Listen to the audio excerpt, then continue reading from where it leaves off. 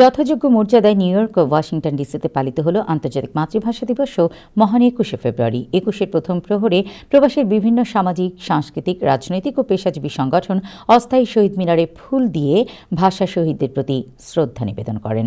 Washington ডিসির বাংলাদেশ দূতাবাসেও আন্তর্জাতিক মাতৃভাষা দিবস পালিত হয়েছে। প্রভাত ফেরিতে রাষ্ট্রদূত তারেক মোহাম্মদ আরিফুল ইসলাম সহ দূতাবাস কর্মী ও তাদের পরিবারের সদস্যরা অংশ নেন।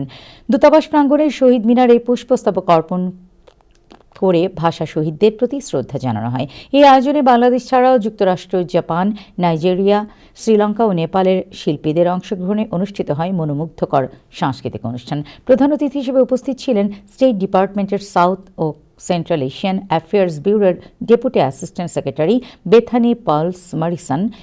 এদিকে অমর ২১-এ আন্তর্জাতিক মাতৃভাষা এবং মহান শহীদ দিবস উপলক্ষে নিউ ইয়র্কে বাংলাদেশ সোসাইটির উদ্যোগে শুক্রবার রাতে জ্যাকসন হাইটসের নবান্ন রেস্টুরেন্টে সম্মিলিতভাবে উদযাপন করা হয়।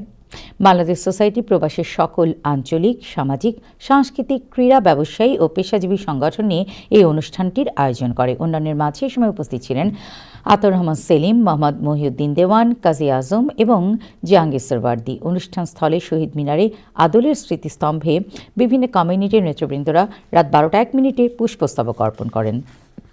অন্যদিকে নিউ ইয়র্কে ঢাকা বিশ্ববিদ্যালয় অ্যালামনি অ্যাসোসিয়েশন আয়োজিত মহান ২১শে উদযাপন অনুষ্ঠানে এনওয়াইপিডির সদস্যরা অংশ নেন।